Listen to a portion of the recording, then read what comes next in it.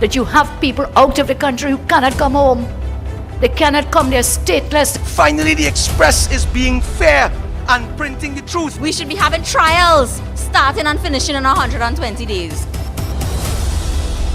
What have you done to protect women and girls? It must tell us that something is wrong. This is Ali Baba and 40 thieves in charge of Trinidad and Tobago today.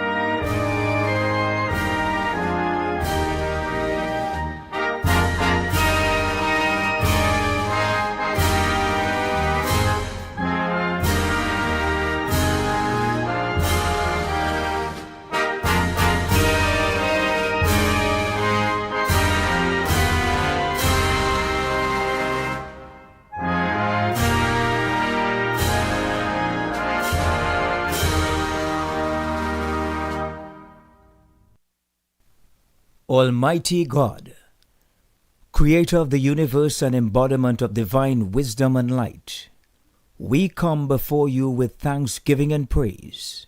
May your will be done in our nation as it is in the heavens. Please bless our political leader, party officials, activists, and all the people of Trinidad and Tobago. Give us the grace to always see good, be good, and do good, and the courage to serve the people.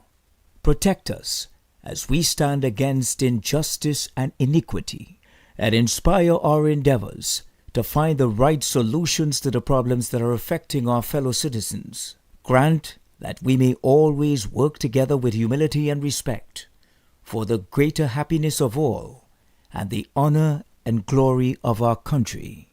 Amen.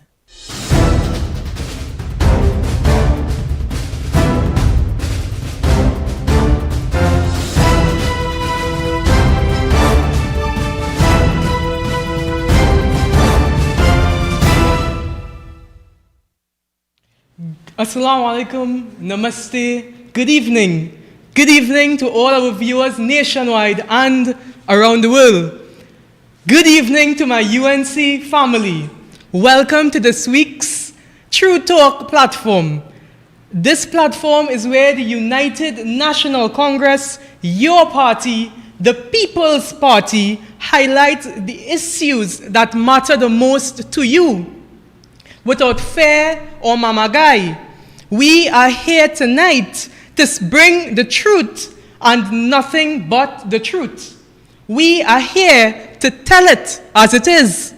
My name is Ainul Nabi, and I have the distinct privilege to take you through tonight's proceedings. Our platform tonight comprises of dedicated UNC soldiers who have been advocating for you and championing the real issues that are important to you, your community, and the nation. Our first speaker, my brothers and sisters, is a true UNC soldier. She is currently serving her second term in office as a councillor for Barpo East, Rosha Douglas. She represents her burgesses with distinction despite the very limited resources provided by this government. I now welcome to the True Talk platform, Councillor Kemwati Chulan.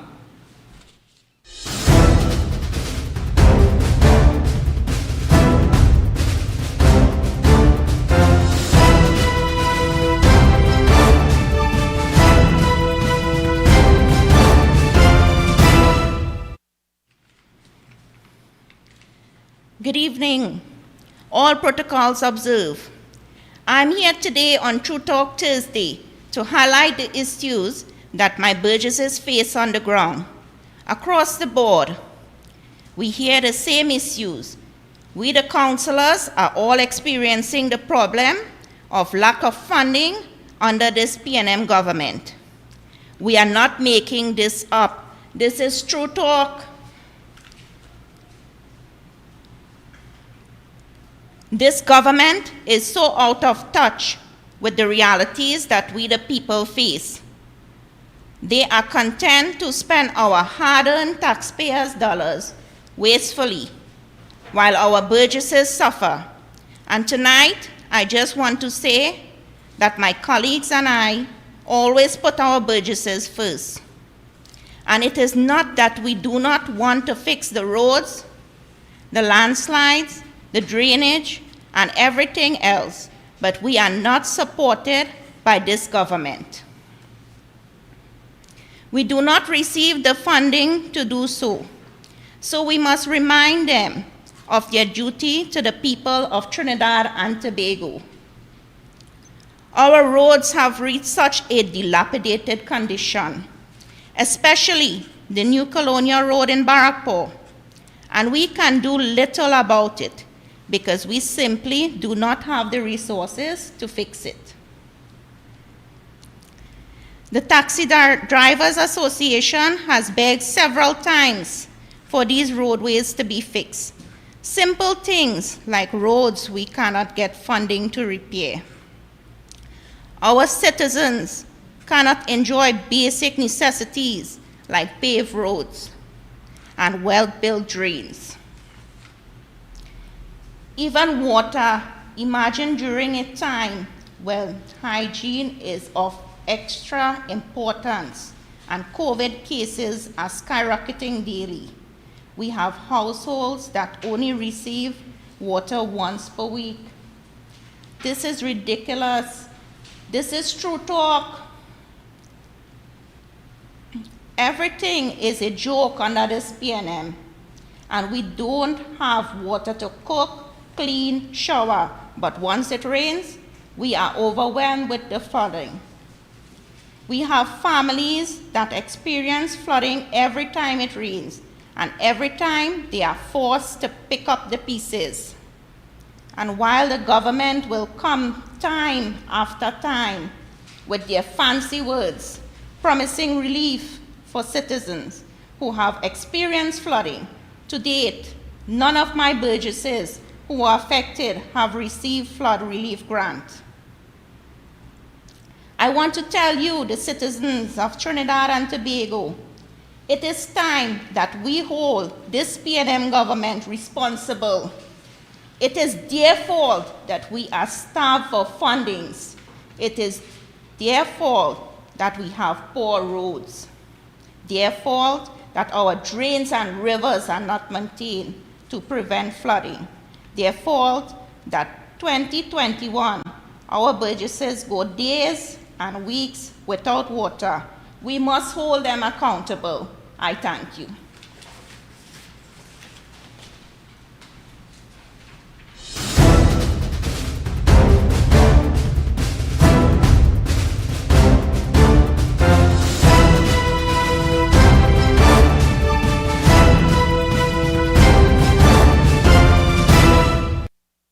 Yes, we come out to talk the truth tonight. You know, I live in Barrackpore. And you know, driving on them roads, if my car go in one of them potholes, tire bust, rim bust, it just done. The vehicle just done. And the PNM government does not care for the citizens of Barrackpore. The PNM government does not care for you. You know, tonight, this is True Talk. And we come out to talk the truth tonight. Our next speaker is no stranger to local government. He is currently serving his 4th term in office as councillor for the electoral district of Bronte. He has been on the ground with his burgesses advocating and representing them despite limited resources. I now bring to the True Talk arena, Councillor Brian Julian.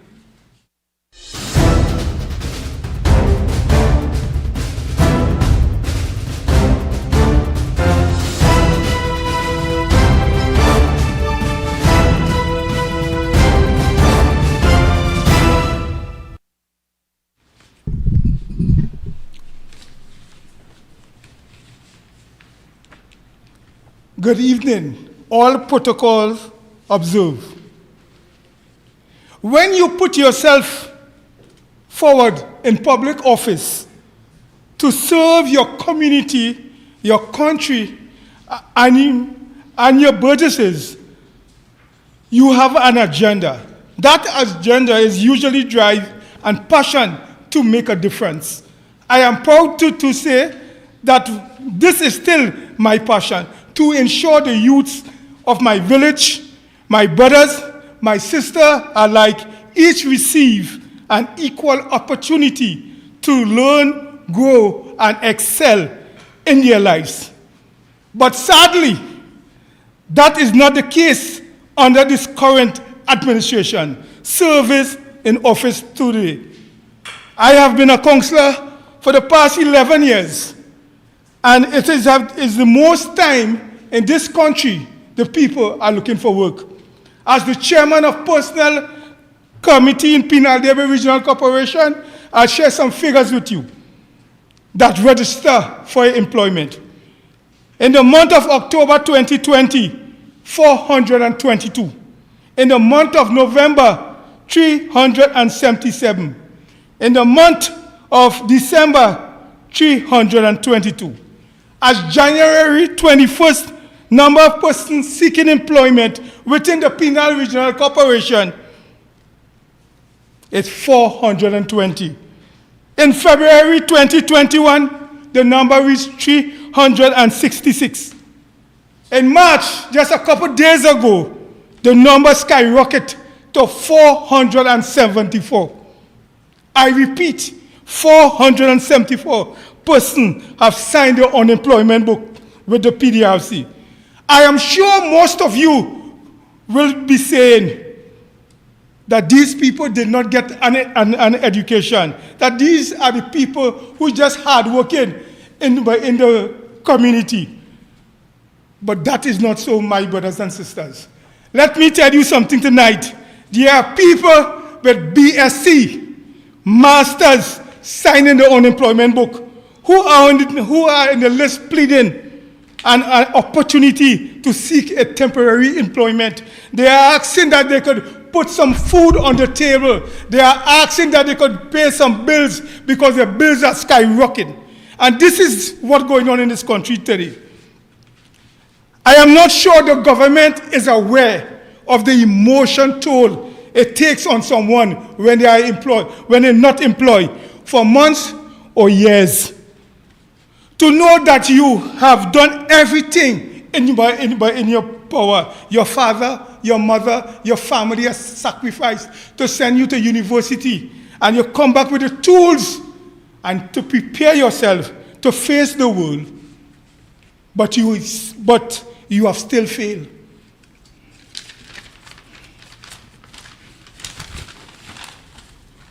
That is failure. But not failure on the people of Bronte, not failure on the people of Trinidad and Tobago, but failure on this government, the PNM government, for not helping, for not securing, and not creating opportunities for the young people, the adults alike. They have no job security. They are not even safe in their homes anymore. When you swear in office, you have taken an oath to serve the people in your community and your country. I can remember my leader always tell us, serve the people, serve the people. So today I would like to ask the government and the Prime Minister of Trinidad and Tobago. Prime Minister, is Bronte not part of that oath? Are we not part of Trinidad and Tobago? Of the budgeted allocation geared towards the Ministry of Works and Transport and the Ministry of Local Government Development, where is the funding? Where is the support? Where is the support for the Penal-Debe Regional Corporation? Where is the support for the people at Bronte? Where is the support for Ms. Gopal of Lengua Village? Also Mr. Clifford and Mr. Kayan. Those 3 houses have caved away because a government agency failed to do what they have to do. I have even bring the engineer on site. Where is them support? Where my people supporting in Bronte? Where's Mr. Alaha from Oilfield Road, Pancham? Where's his support when the drainage came to clean the river, cave in the man house? Where's his support? I have to do everything in my power to reach out to the ministry. But I should realize this is the way that the PNM operate. They don't care. They don't care about the citizens of Trinidad and Tobago. A role of a counselor is very simple. We are the foot soldiers. We are the ones that make the people to get in higher authority to reach to them in office. But being part of that link, I can attest that the corporation lack funding and resources. We lack material to patch a road, a pothole. Just imagine, in Penal Deve, there are 650 traces, and we fix road under 006. And up to today is the third quarter in the financial year, Penal Deve have not received one black cent. Not one black cent. This is the government of Trinidad and Tobago. This is the PNM style. Imagine we lack basic things. Material, our development program. I sure we are not getting nothing in the development program this year. But people make fun of us as being a counselor. They say we is only pothole counselor. We only patching road, but we have nothing to patch road at this time. We have nothing to patch road at this time. So we're struggling in Penal Deve. And people sometimes don't understand that what is local government. Local government, we is the foot soldier. We are the ones that go out there and take the licks. You know, if Tanti drain plug, we have to fix it. And the people right now in Bronte and the people in Trinidad and Tobago, you cannot vex with them. They are taking out their frustration on you, the councillor, and you, the MP. Who's in opposition? You know what they're saying? I vote for you. You have to fix it. They don't want to know that you have no resources. So this is the struggle that we are facing in Bronte. I am asking to the Prime Minister today, please, Prime Minister, my burgesses are suffering. The worst road you could find is the Lengua Road. It have about 12 slide, cave away in the road. I wrote the Minister of Works on the 18th of January 2018, and I asked him for 4 bridges to be fixed. He fixed 1. The next one is just waiting to collapse.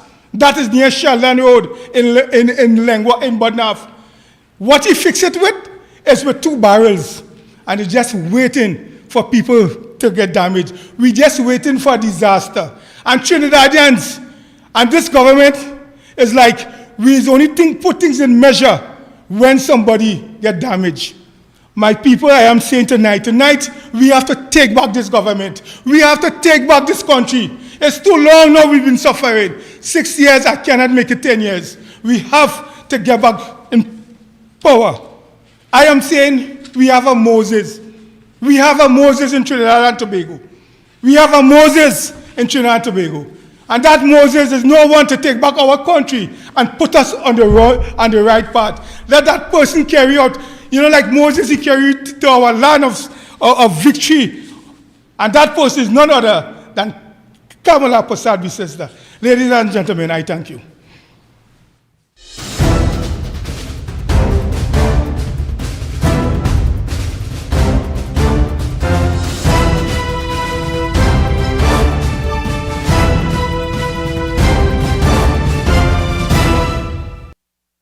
And as a recent graduate of the University of the West Indies, what Councillor Brian Julian has now described, it is absolutely true, and it's disgusting, because I have so many colleagues who are now unemployed, Bachelor of Science, unemployed, and that has taken a mental toll on their health. Prime Minister, doesn't the youth of this country matter? Prime Minister, doesn't the burgesses of Bronte matter? Prime Minister, doesn't the burgesses of Barrackpore East, Rosha Douglas matter? But I'll tell you something tonight, colleagues. You have not failed. It's the wicked PNM government who have failed you. You haven't failed. Now I welcome the next speaker. You know, he needs no introduction.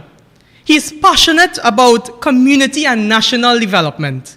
He's a young and hardworking individual who strongly believes in people-centered development and social justice. An attorney at law by profession, I now call to the True Talk platform former Senator Sean Sobers.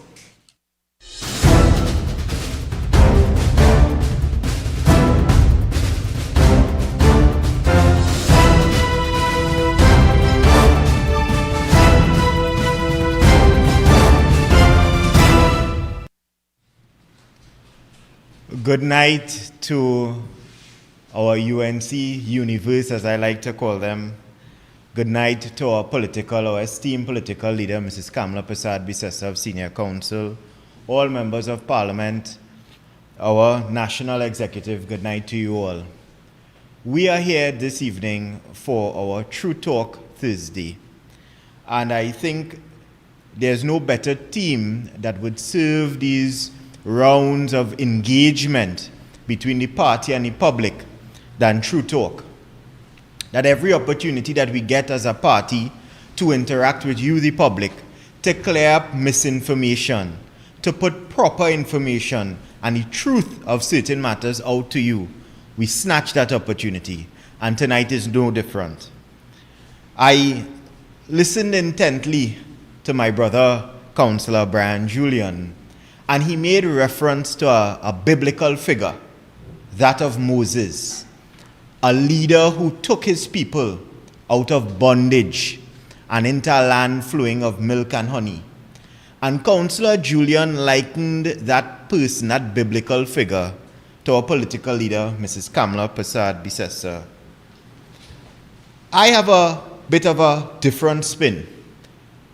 I would like to talk on this True Talk Thursday of another figure from history, a Roman emperor by the name of Nero. And there's a particular saying that accompanies Nero when you call his name. There's a saying that Nero basically fiddled while Rome burned, because Rome didn't see so much depression, so much suffering as it would have been exposed to under Emperor Nero. And I think we have our own Emperor Nero here in Trinidad and Tobago under Dr. Keith Christopher Rowley. Because Trinidad and Tobago has never taken so many steps backward. We have never failed in terms of our national security commitments to the people of this country, our economic commitment to the people of this country, that we are not moving in a future-driven direction as we once did under Moses, as we once did under Mrs. Kamala Persad-Bissessar. And I think it is important for us, especially for me tonight as a practicing attorney at law, having had my feet being wet and my experience as a young lawyer being sown in practicing in immigration matters, to speak about a burning topic on the lips of many Trinbagonian citizens, that topic being the issue with respect to illegal migrants and the unfortunate dangers illegal immigration into this country that it poses. This issue with respect to illegal migrants is nothing new, my friends. I must admit that I have been dealing with this issue, as I said before, practicing in that particular arena as way back to 2013, 2014. We had issues with respect to illegal migrants then. We had particular issues with respect to Jamaican nationals and Guyanese nationals then. That was a very hot topic when Trinbagonian citizens will be begun to be turned away from ports of entry in Jamaica and Guyana because of purported ill treatment of Jamaican and Guyanese nationals here. And whilst I practice in the immigration arena, I recognize certain inefficiencies, certain ad hoc procedures being meted out to foreign nationals once they were detained by immigration officials. And the UNC's position is not that we are xenophobic. We appreciate and understand the problems that Venezuelans face back at home. the difficulties with their economy, the difficulties with their society and their current state of governance in that country. We appreciate that. The UNC on many occasions have meted out humanitarian efforts to our Venezuelan brothers and sisters. But we also appreciate equally, at this point in time, that illegal entry within this country from our southern borders pose a serious threat to our national security. And it is something that should have been addressed quite some time ago. As I mentioned before, this problem didn't start just yesterday. This was an issue that came up in 2014. And our then Minister of National Security, current Commissioner of Police, Mr. Gary Griffith, hats off to him, recognized that there was an issue since 2014 and assiduously began to put steps in place to treat with that particular issue. Just like anything else that the PNM comes into contact with, they would have shelved those plans that Mr. Griffith would have, I suspected that he would have put in place. And now, fast forward to 2019, this migrant issue continued to build. And in 2019, every opportunity that the UNC got, and we spoke about it, we spoke about the rise in migrant crimes, we spoke about the rise in illegal arms, ammunition, drugs, and bodies coming in from our southern borders. The People's National Movement solution to that particular problem was to have these ministers' permits, these cards being given out to Venezuelan nationals. And I thought to myself, that was a very odd thing to do. There were many other options available to the government than to treat with that particular situation. It is no secret that we are signatories to particular UN conventions that dictate to us as signatories to those conventions how we are supposed to treat with migrants when they come to Trinidad and Tobago. And oddly enough, just like everything else under the People's National Movement, time and time again when questions were put to the administration by MP Charles and MP Indar Singh and MP Munilal and our political leader Mrs. Prasad Bisasa, by myself in the Senate as well too, as to why are we not ratifying this particular convention into our own domestic legislation, they found every reason in the book to dodge that particular question. But you see, we on True Talk Thursday, and True Talk, real talk, facts are stubborn things. So back then in 2019, we had the minister in the Ministry of National Security.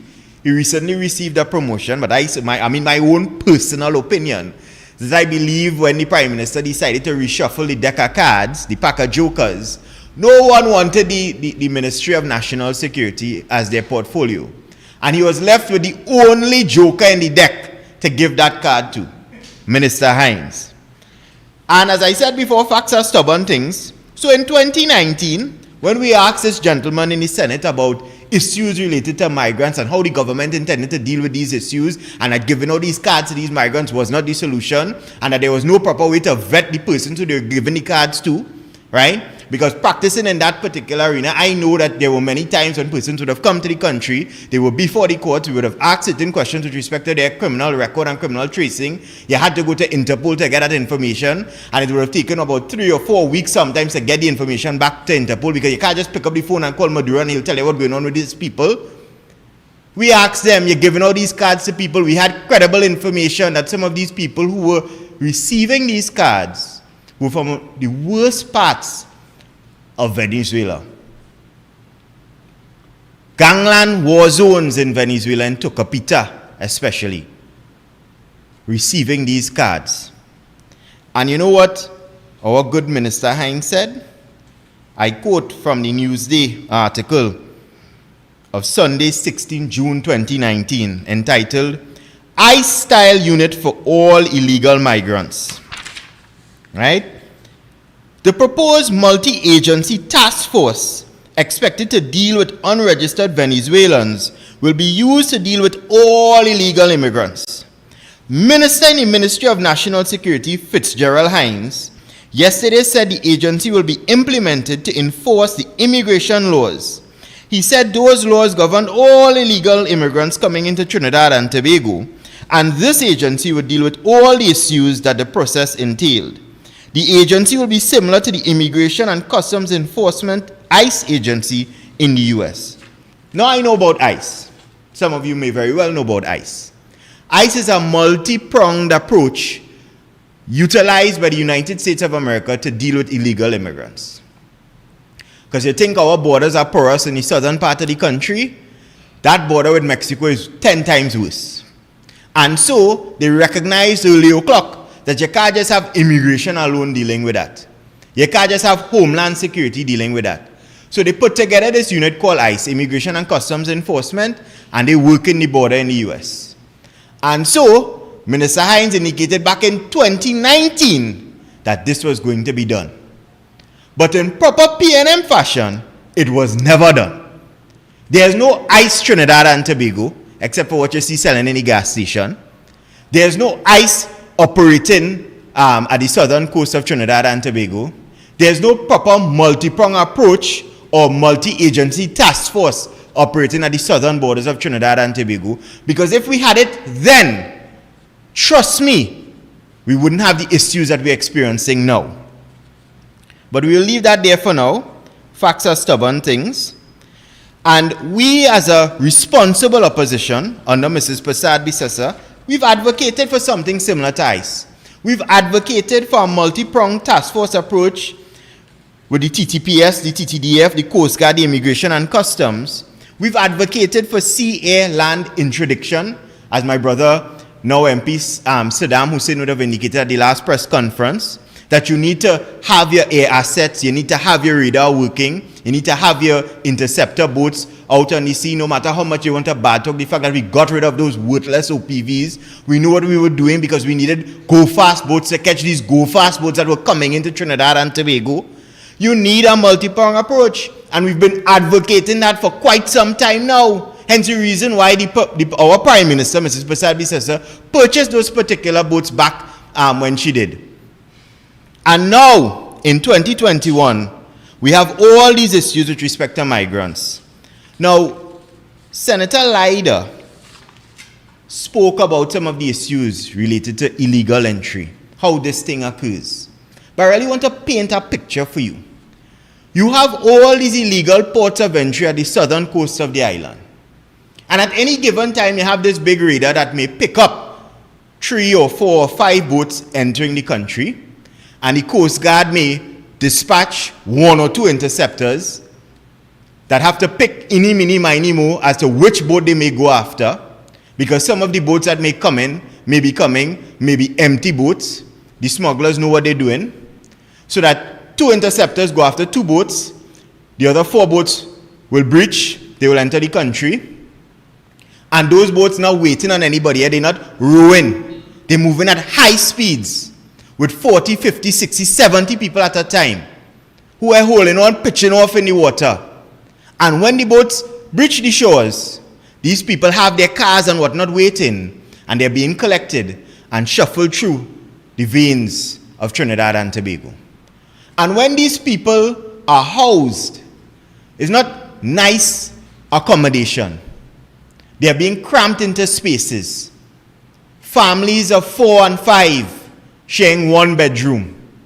In 2-bedroom apartments, you have 10 people there, sometimes more. And if only 1 person has COVID-19, whatever strain or variant of COVID-19, you can well imagine that in a matter of hours or maybe days, the rest of those persons within that particular bedroom or particular apartment will get that COVID. And those who feel poorly may very well find themselves going to the hospital to seek medical treatment.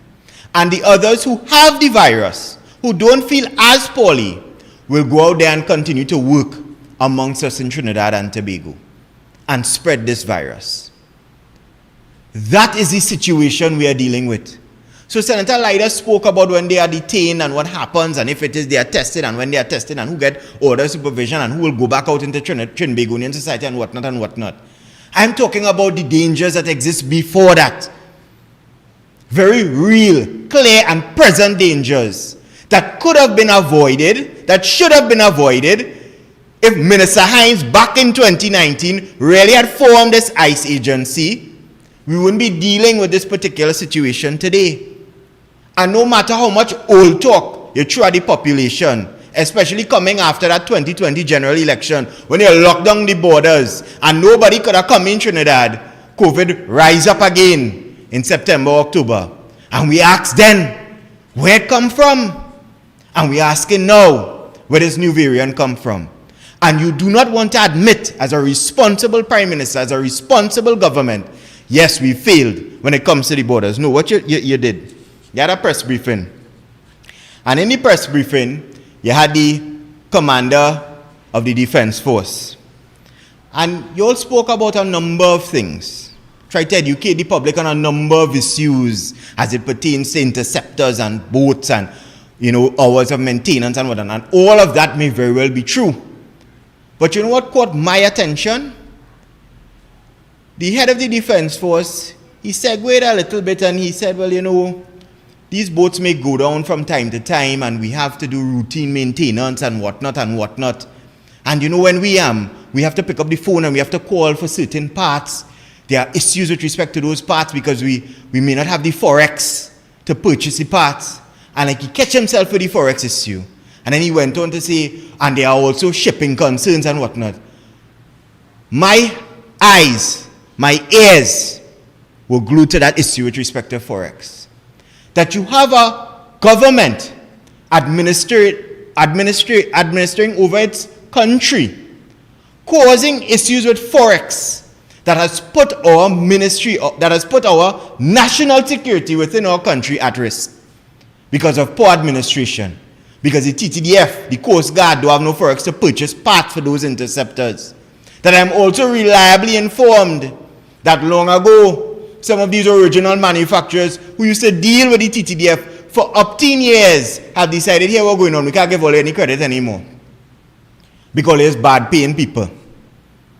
That is the legacy of Trinidad and Tobago on a national stage when it comes to our national security. And that is the legacy that has been gifted to us by the People's National Movement. That they have placed our national security into peril because of mismanagement of the economy of our country. And we have sat many a times as a responsible opposition planning ahead how to treat with this issue. What is needed to deal with illegal immigration and our porous borders. That we've indicated in the past that we have to put together a multi-pronged approach. That there must be a feasibility study done coupled with the analytics as to which are the soft points of entry located at our southern border. And based upon that, we need to construct berthing facilities for new interceptors to be placed within the southern border, because at this point in time, there are no berthing facilities for any Coast Guard vessels at the southern border.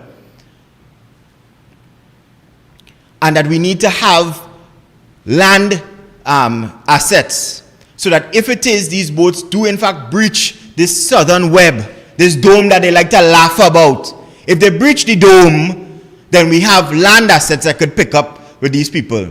That we'll have intelligence. If they breach those land assets, we'll know exactly where they're going to house these people and we can hit them there. That is what is required. That is political will.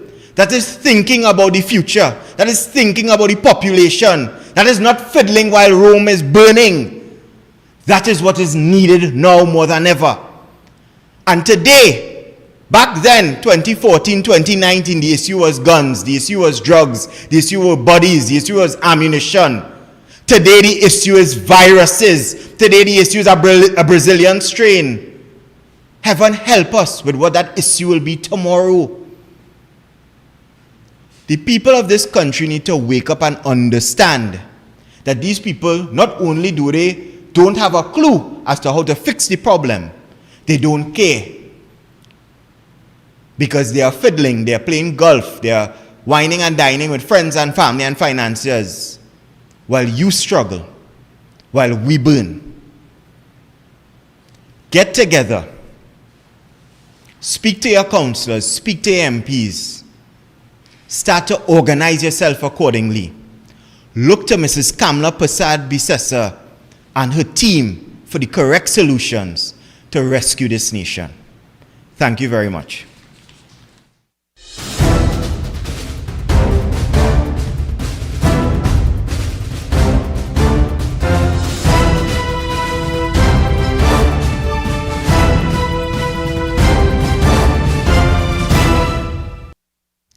Facts are stubborn things.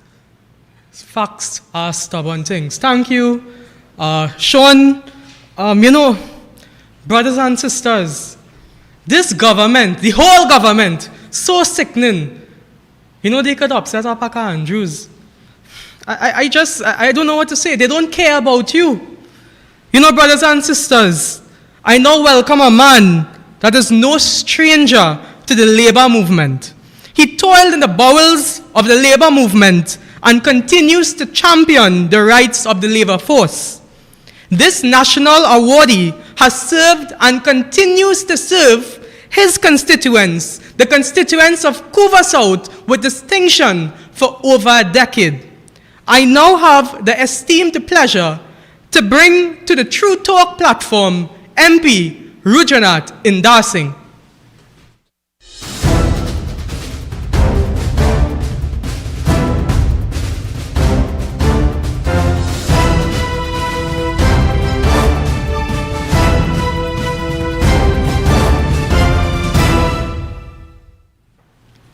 Thank you, Mr. Chairman, political leader of the United National Congress, the Honorable Kamla Prasad Bisesa, my brothers and sisters on the True Talk platform here tonight, Trinidad and Tobago.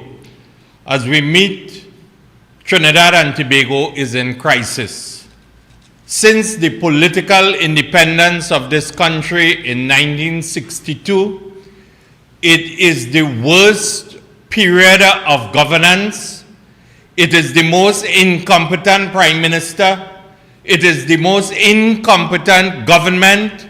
The health sector is on this verge of collapse.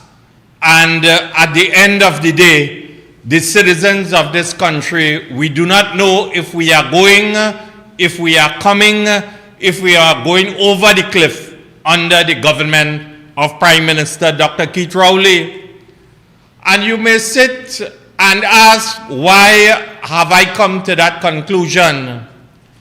And I want to take the opportunity to remind you here tonight of the crisis that we currently face, not only from the point of view of the health sector and the statistics, but the overall impact it has for the economy of this country, for employment in this country, for social problems in this country, and I could go on and on. The reality is, my brothers and sisters, that there are 3,236 active, or what we may term to be positive COVID-19 cases in our beloved country. 191 deaths. And you may ask, why at a time when our borders were closed? Nearby Grenada, their borders are open and there's one case. St. Vincent, 140. Barbados, 49. St. Lucia, 112. Antigua, 186. And I could go on with the statistics. We are being told somewhere down in South, and I want the Minister of Health to deny it, that a young man, 38 years old, died, and subsequently his father. They were in home isolation. They were told by health officials to use the ventilating pump, the Ventolin pump, for breathing issues, and the ambulance took 3 hours to arrive. Is that the state sector you voted for when you put Keith Rowley and the PNM? Is that the health sector you wanted when you put Keith Rowley and the PNM in political power? My brothers and sisters, and more importantly, the crisis is further exemplified when I continue to read the headlines and the remarks of captains of industry, members of the who are leaders in the business community of Trinidad and Tobago. Headlines such as, save our staff, ability to support staff greatly reduced, shutdown will financially cripple employees, and we are staring into the abyss. This was the editorial headline of the Trinidad Guardian newspaper today, my brothers and sisters. And we are here today simply because between January to February of 2020, in the Parliament of Trinidad and Tobago, when the leader of the opposition, the Honorable Kamla Persad Bissessa, when distinguished members of Parliament like Tim Gopi Singh and Lakram Bodo and other members in the Senate attempted to use the mechanisms available to us to raise the issue of the COVID-19 pandemic under urgent public importance and so on, the government of Dr. Keith Rowley attempted to ridicule members of the opposition for bringing this to the fore. In fact, we were scoffed at, we were ridiculed, we were laughed in the Parliament of Trinidad and Tobago. And my brothers and sisters, I have to ask the question, after 14 months into the pandemic, are we better off as a country? Are we better off as citizens? Are we better off as employers? Are we better off as workers? Is there hope after 14 months of under Keith Rowley in tackling the pandemic, my brothers and sisters? You see, when you elect a government into office, you do not elect a government, a prime minister and a cabinet to govern the affairs of a country as if they are running a parlor and they cannot see beyond what will happen, for example, for a day. When you elect a government, they have to engage in strong leadership, strategic planning, proper governance, and to look at the future of the citizens of the country for 5 years. And we must never forget when the Minister of Health in 2020, very early in and around February, March, was confronted with the issue of the pandemic and how it will impact upon the citizens, on businesses, on workers in the country. We must never forget Terence Dial Singh, the most incompetent Minister of Health Trinidad and Tobago has seen, told the country that the chances of Trinidad and Tobago having an explosion in COVID-19 cases was remotely non-existent and possibly being non-existent. And he said, if we are to get cases in this country, it may be far and few, and also it may be individual cases. A minister who did not understand his role and function dealing with the health of the citizens of this country as if he was running a parlor or a shop on the corner. And worse yet, we are here today because we have a prime minister who did not understand his role and function in terms of the implications of his actions and his utterances. No problem in wanting to boost, the UNC don't have no problem in wanting to boost domestic tourism. Kamla Persad Bissessa and this party understands the importance of domestic tourism in Trinidad and for the benefit of Tobago. And there's nothing wrong with our nationals going to Tobago. But when you are confronted with a crisis, when you are confronted with a pandemic, you have to display leadership. You have to have an overarching view, an overall view, and assess the implications of your utterances and your statements. And if you encourage Trinidadians to go to Tobago as the head of the National Security Council, as the Prime Minister, what did you do to ensure that there was social distancing, enforcement of the regulations, sanitization, and so on. And today, the statistics in terms of the active cases, whether we are not being told whether they returned from Tobago, whether they contracted the virus in the supermarkets, where the congregating is taking place, so that the remedial measures and strategies could be implemented from a care point of view, my brothers and sisters. And tonight, I want to ask a couple questions as I go forward, because it is important, because before I came here, some information came to me in my mailbox, and I think it is important to raise it in this forum here tonight and ask the Prime Minister and the Minister of Health, because it is an established fact that ill, or what we would call positive COVID-19 patients, they are being treated and housed at the Couva. Well, they change it now to the whatever training hospital and so on. But we as Trinidad and Tobago must thank Kamla Prasad Bisesa and the partnership for having the vision to build a hospital in Couva and one in Arima and Point Fortin and so on. This is the foundation of the parallel health system which Keith Rowley and Terrell D.L. Singh boast of today. If we did not have that vision, we would have collapsed in Trinidad and Tobago. And I think that the country owes Kamla Prasad Bisesa and the People's Partnership Government a sense of gratitude and appreciation for the vision, the strategic planning, and the overall view we had for government and the future of our citizens, my brothers and sisters. But what is more important is I ask the question in terms of what is happening in terms of the Arima General Hospital.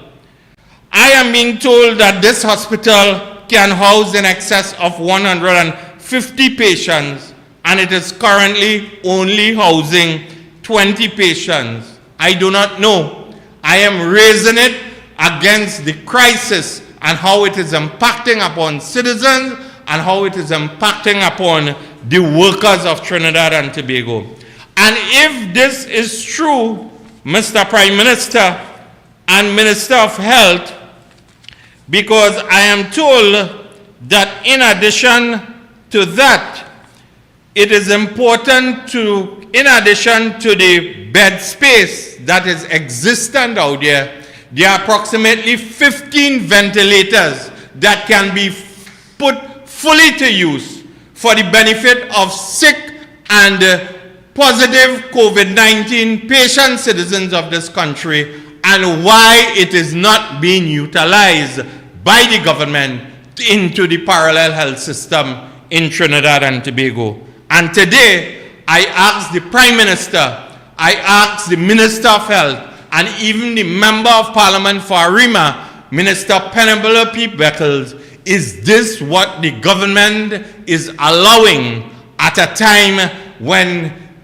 ill patients, ill citizens of this country are in critical need of hospital bed space and functioning ventilators? Because I would hate to think that if your breathing stops and you are not placed on a ventilator, you will die a miserable death, my brothers and sisters. And indeed, Terrence D.L. Singh, as the Minister of Health, must come to the fore and answer the question that whilst is it true, Minister of Health, that severely ill patients that are coming in by ambulance at Couva are being turned away. They are being taken to Mount Hope, San Fernando, and the Port of Spain General Hospitals, where they are being housed in isolation wards or chambers with minimal care, my brothers and sisters. The last 6 years, the PNM government, two successive PNM government of Prime Minister Dr. Keith Rowley, has demonstrated no care for the workers of Trinidad and Tobago, for the single mothers of this country, for the retrenched workers, the future young people of this country from the point of view of the future workforce.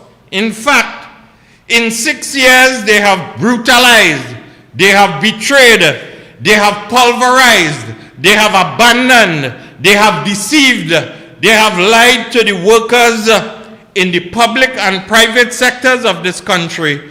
They have broken every industrial relations law, every tenet of good industrial relations practices. They have imposed taxation that has never been, that we have never witnessed in this country, unparalleled and unprecedented taxation. You must never forget Trinidad and Tobago. In 5 years of the rule of Kamala Persad-Bissessar, we created 56,000 jobs and we did not impose a single tax upon the population of Trinidad and Tobago. And there has been a chorus or a stream, a mantra of economic mismanagement that has led to at least 120,000 persons losing their jobs in this country. 63,633 lost their jobs before COVID-19 and the onset of the pandemic. So tonight, when Rowley and his bunch, lying bunch, will come and tell you that it was COVID that was responsible for the mass unemployment in the country and that it was COVID that crashed the economy, it was their incompetence, it was their economic mismanagement and their overall inability to lead and deliver the manifesto promises that they made to you. And I have to deal with a couple issues before I end here tonight as it relates to where we are in this work environment. Because at the end of the day, my brothers and sisters of Trinidad and Tobago, you have to ask yourself the very important question. After 2 lockdowns and after the 23rd of May, where will the workforce of this country be between now and the next 3 or 4 years of the PNM's rule under Dr. Keith Rowley? What is the future of the workforce for the young people who are emerging out of the secondary school system and the tertiary level, or what we would call the university education system in this country? My brothers and sisters, and I am forced to ask the question, after 2 lockdowns, what will be the unemployment rate in Trinidad and Tobago? Our statistics have indicated that it will go in excess of 175,000. And that leads me to some statistics that was brought to the fore, where the central bank in their latest release indicated, I think, that the unemployment figure was somewhere in the vicinity of, I think, only 2,774 persons lost their jobs in 2020. I want to ask the minister, or not the Minister of Finance, but the Governor of the Central Bank. The Governor of the Central Bank, did he cross-reference his research with the Ministry of Labor? Because he indicated that only 527 people were let go from the distribution, restaurant, and hotel sector. 875 persons were laid off from finance, insurance, and real estate, and 562 was laid off from the manufacturing sector. Were these numbers independently verified with those that have those retrenchment notices at the Ministry of Labor? Because an employer is only obligated to report to the Ministry of Labor when the number that is being laid off is 5 and more persons. My brothers and sisters, did he cross-reference this with the Chamber of Commerce's? Did he cross-reference this with the trade union movement? Did he cross-reference this with the financial reports from the National Insurance Board of Trinidad and Tobago? Because that will give you a guide with persons who are actively participating in the labor sector or who are employed in Trinidad and Tobago, my brothers and sisters. And that these are the questions that have to be answered. Or is the central bank governor pandering to the Minister of Finance as it relates to suppressing the true unemployment figures in Trinidad and Tobago? Because I have to ask the question, why has the Minister of Finance failed to lay in the Parliament of Trinidad and Tobago the financial statements, the audited financial statements of the National Insurance Board for the financial years 2018, 2019, and 2020. What are they trying to hide? What are they trying to suppress in terms of the true unemployment figures in Trinidad and Tobago?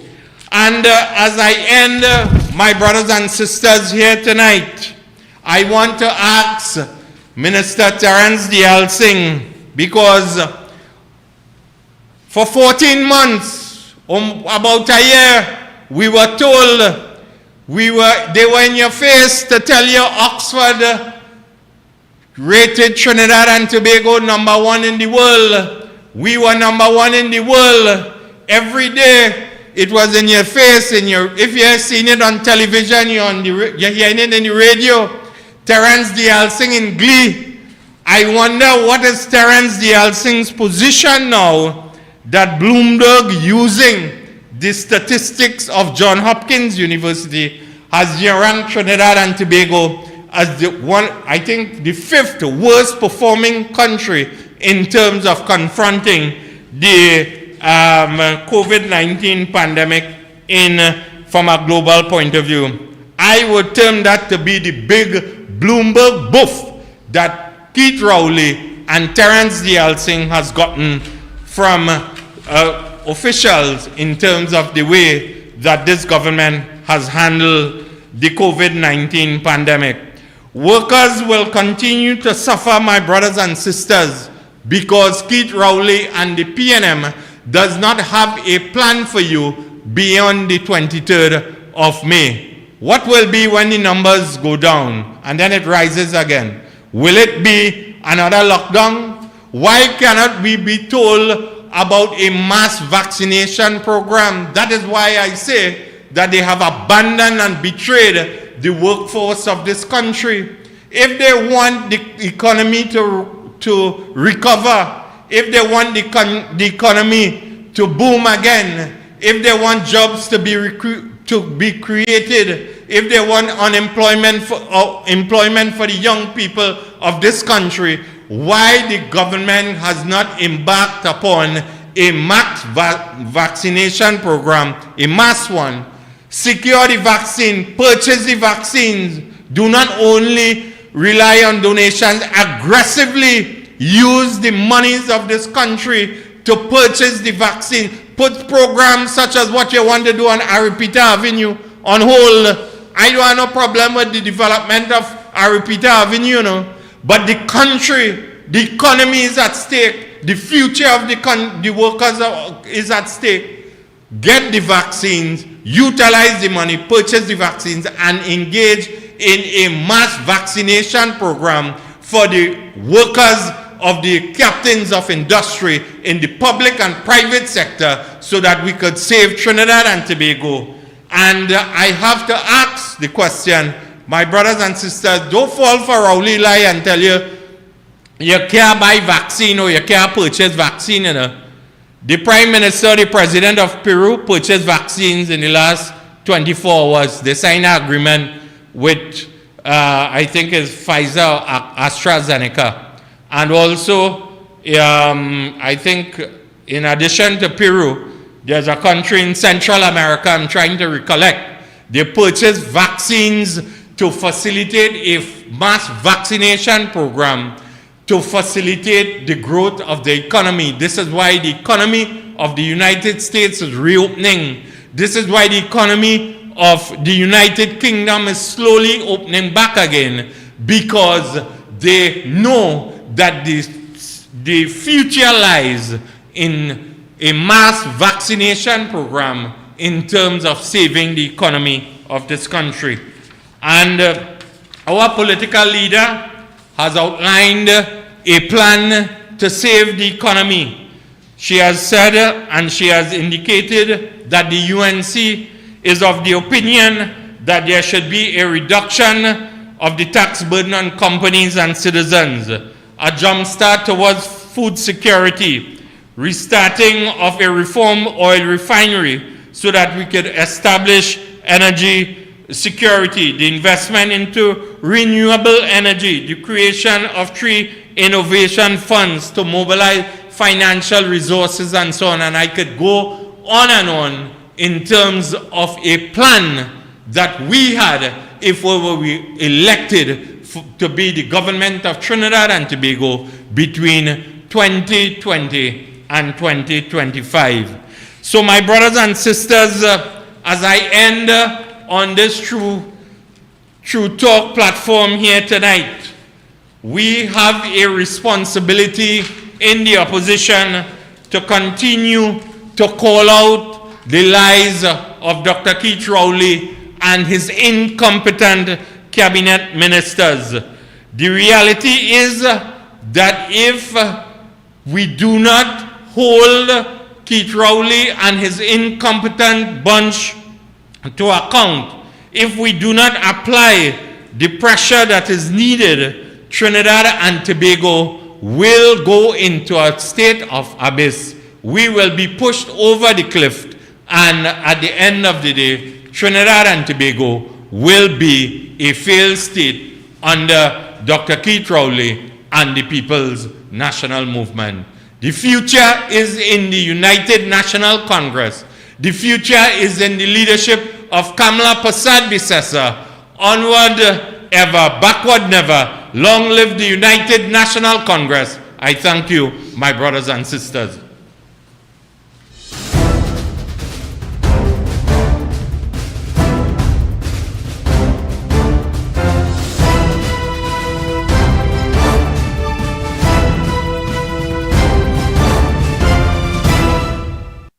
Very pertinent questions indeed, MP, but I don't expect an answer. You know, the UNC is the only party, that would come to you on True Talk. We're the only party that don't mama guide the population. So I don't expect a truthful answer, MP, from that gang. Now, the next speaker, I now have the distinct honor to bring to the True Talk platform a man that is fearless. He champions the voice of his constituents inside and outside of Parliament.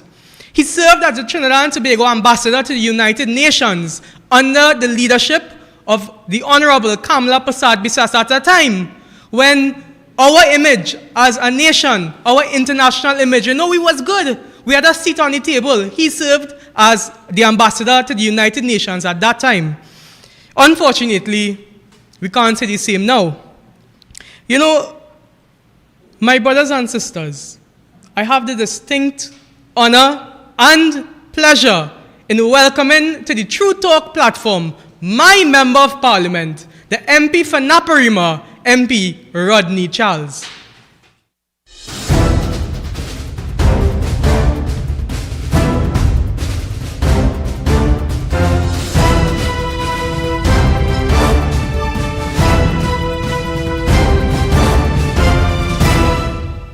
Thank you very much, Chairman.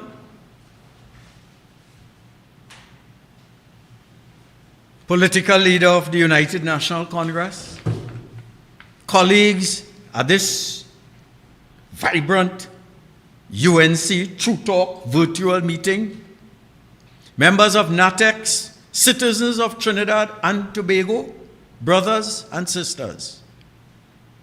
Tonight, we meet at a most difficult time.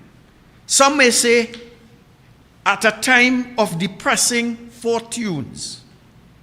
We are in the midst of a badly managed COVID crisis with a stretched medical sector which we all hope will not collapse.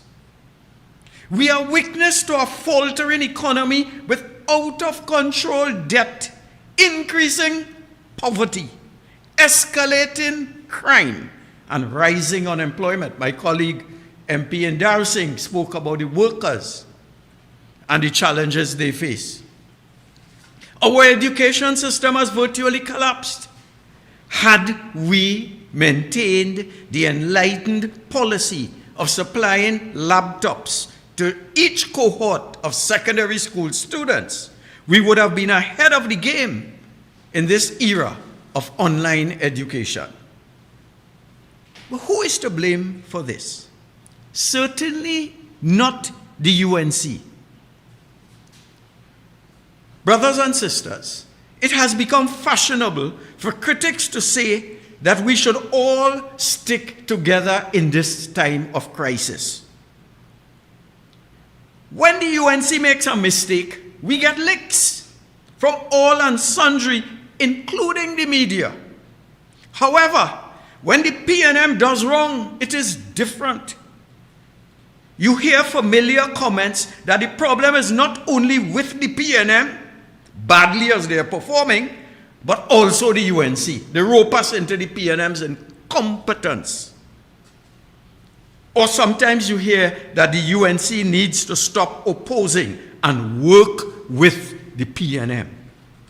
So let me start by saying so frontally tonight, the UNC calls, as it always has, on all citizens to abide by all COVID protocols, wash hands, maintain social distancing, avoid large gatherings, get vaccinated if you can, and stay home. That said, may I remind our viewers that the job of the opposition is not to sing the praises of the government, but to hold them to account, challenge their bad policies, suggest viable alternatives, and be ready at a moment's notice to assume office and carry on the people's business. We at the UNC, we are the government in waiting, plain and simple. Our job is not to march up and down or bring the country to a halt.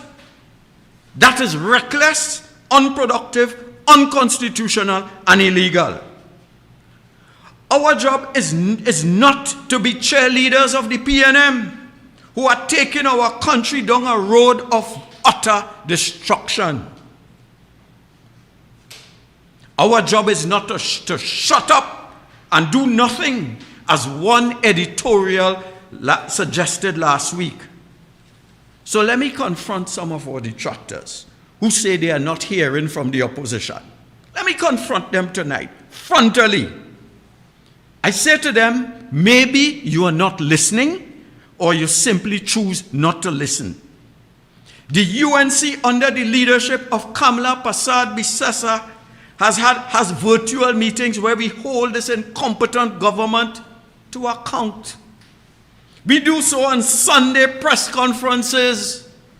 We do it on Monday virtual meetings. We do it Tuesdays in the Senate. Thursdays, we have True Talk like tonight, and you heard the councillors and former Senator Sean Sobers and MP Endarsing telling it as it is, speaking truth to power, telling the country about the incompetence of this Keith Rowley PNM administration. And we do so Fridays in Parliament. We do our work. We labor daily for our constituents, and we continue diligently so to do. But under the Westminster system of government, the winner takes all. The Prime Minister is a replica of the colonial governor. And if he chooses not to listen, then as Sparrow says, all we can do is get to hell out of here. Dr. Keith Christopher Rowley is too hardened. He does not listen. He acts as a 21st century massa. What I say goes. Who don't like it, Sparrow says, get the hell out of here. That is the mindset. The second observation by our detractors run like this. The UNC needs to join with all forces opposed to the PNM. They keep telling us that. We can't win alone. We need to join with all the other forces that are opposed to the PNM. That is what they say. That is what they keep telling us. When those forces join with the PNM, the problem with that is that, yes, they want to join, they say they want to join with us, but you cannot want to join with us and criticize us daily when the real evil in this country is the wicked, unproductive, incompetent, clueless People's National Movement. So when those forces join with the PNM in criticizing the UNC and its leadership, and then sit on their high horses and say that they want to talk about unity. Further, they bring no votes to the table, no resources except our loud mouth on social media. They have no viable alternative policies, and they demand leadership positions. My advice to them is, if you wish to join us in battle, first train your guns on the PNM. Train it for a year. And if you do so consistently, persistently, and continuously for an extended period, then we could talk. You have to earn your keep and earn your place at the table of unity. The UNC has proven in the past that it believes in collaboration. We are the party of togetherness and unity. But collaboration must be based on mutual benefit and our willingness to work as a team player.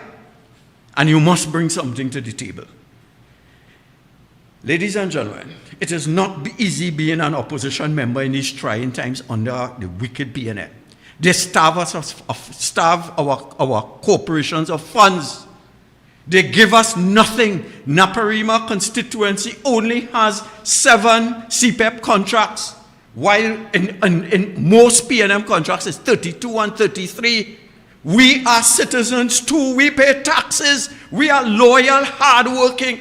Whether we are from Bronte or whether we're from Barrackpore or from Williamsville, we work hard and we are entitled to an equal share of the pie. We do not want more. We just want to be treated equally. So therefore, it hurts to the core when we see those outside criticizing our leader, who is doing a yeoman's job laboring in the vineyard. Our political leader is one of the hardest working persons I have seen in Trinidad and Tobago. But they criticize our membership. They bad talk the MPs and foot soldiers. And then we must listen to them arrogantly demanding leadership positions. So if they join us, and supposing we win our election and form a government, that partnership will most likely collapse the next day, because their real intent is to lead and not to work collaboratively and consensually with us to advance the quality of life in our country. This forum is about speaking truth to Trinidad and Tobago, speaking truth to power. Have to tell it as it is. So if you determine that the PNM is the enemy, and if you feel that they are the cause of our social and economic malaise, then you have one job, and one job only: get rid of the PNM. Help us do that, and then we can talk. And this brings me to my third concern, that in Trinidad and Tobago, you vote the PNM, you give them the power, and then you blame the UNC for non-performance. So at least some people do. Some do. So my third point is about the citizenry taking responsibility. I want to congratulate our UNC supporters. They should be congratulated for keeping faith and sticking with us in the darkest hour through all the criticism. our support base, they know what needed to be done, and they voted the right way. To those who voted for this failure of a PNM government, and to those who chose not to vote, I say to you tonight, you cannot vote election after election for a most incompetent PNM administration and sit in your comfortable armchairs and blame the opposition. The real crisis is the willingness of these PNM supporters and persons who abstain from voting and who accept mediocrity and incompetence. That's the problem we face. People will vote election after election, even though they are treated badly. They see the country going nowhere, but they vote. They vote for that government and then turn around and want to blame others for the incompetence of the PNM.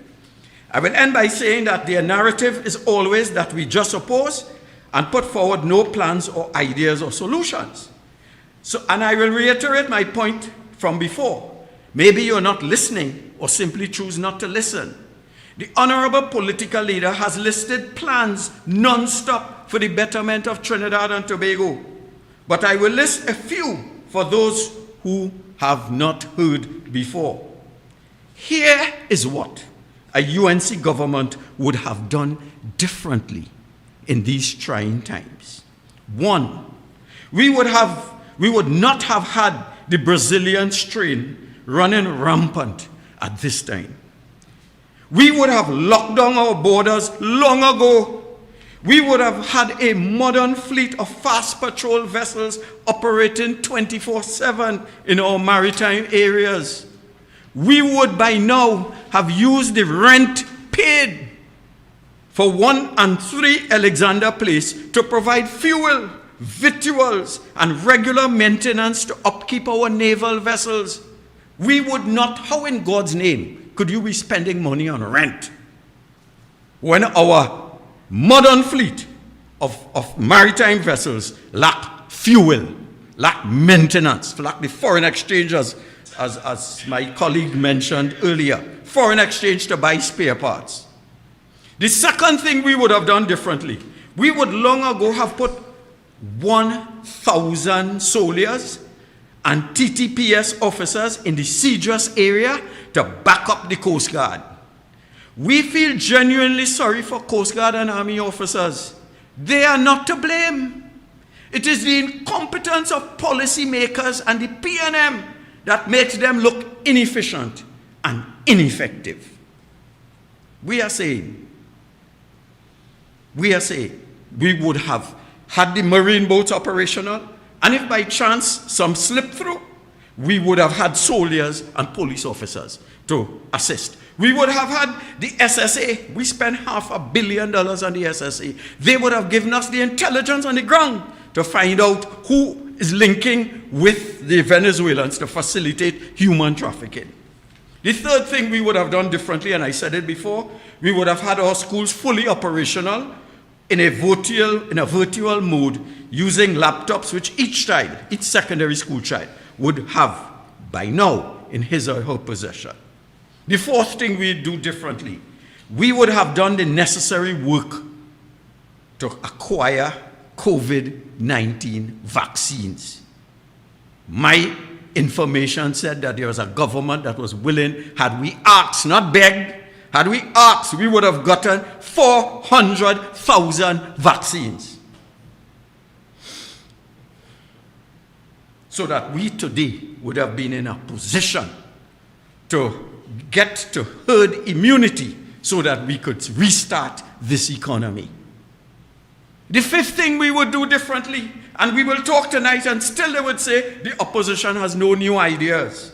The fifth thing we would do differently, we would have conducted a proper registration exercise to ensure that we tapped into the qualified professional Venezuelan migrants to ensure that they assist us in our development.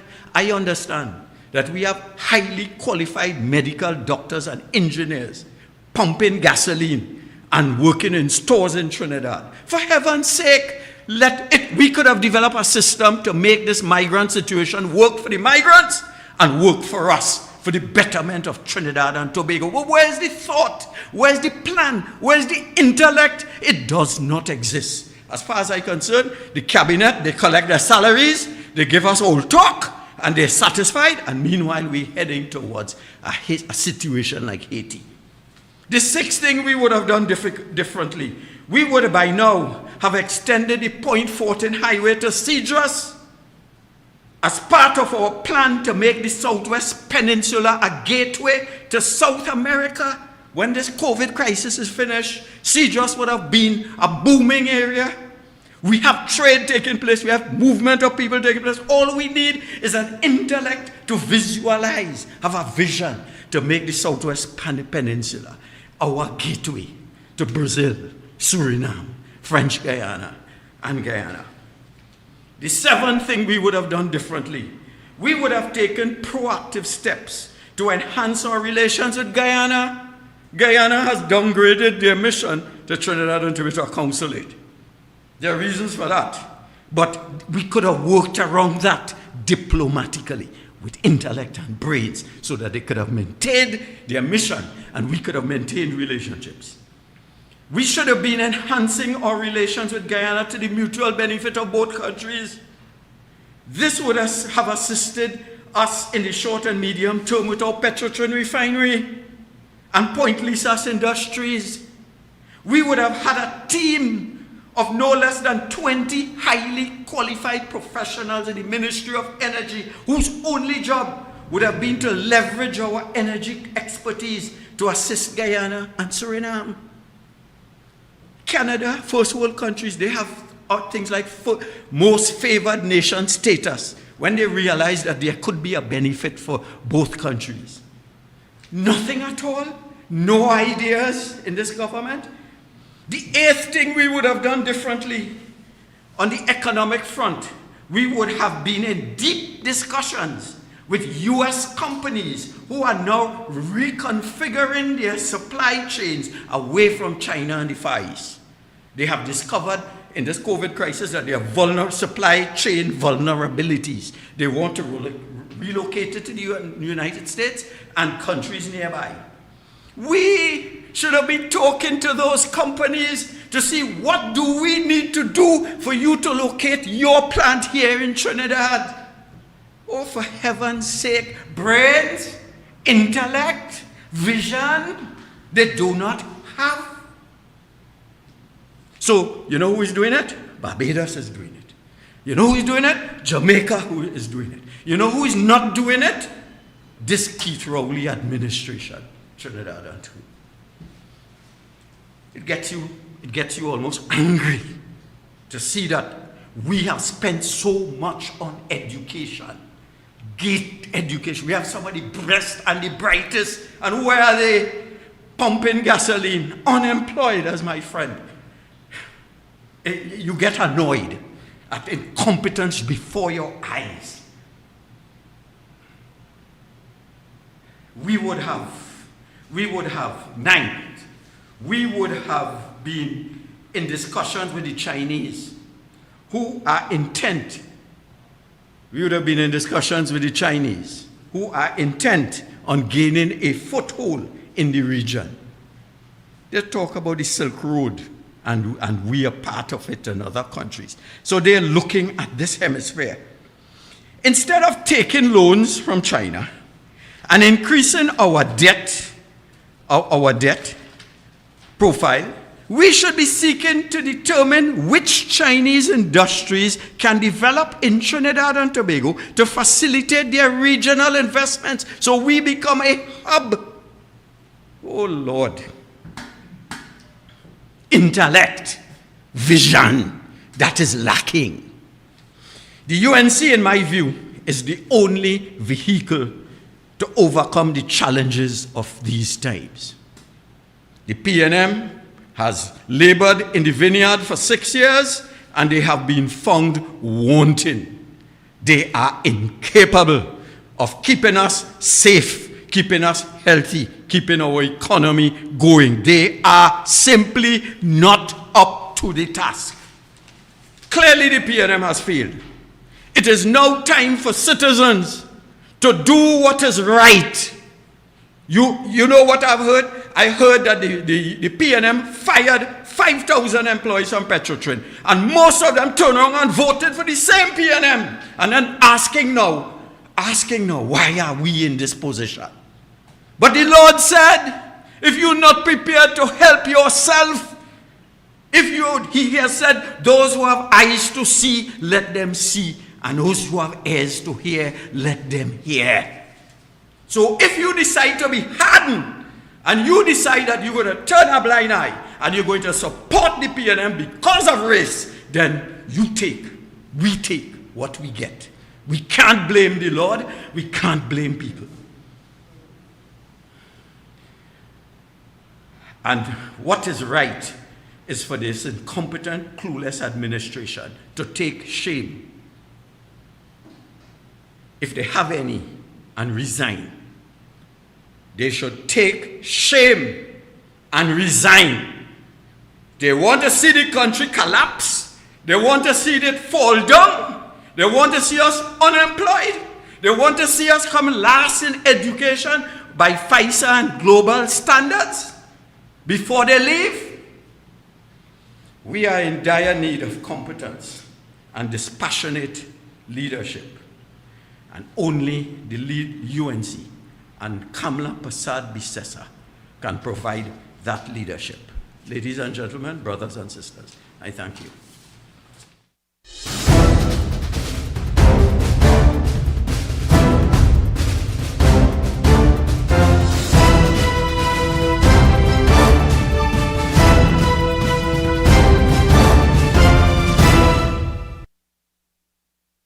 Brothers and sisters, that brings us to the end of this week's installment of True Talk Thursdays. I want to thank you all for tuning in, for joining us tonight, and I want to thank Team UNC. Long live the United National Congress. Long live our honorable political leader, the Honorable Kamla Prasad Bisesa. The UNC will continue to champion your voice. We will continue to be the voice for you. Thank you and good night.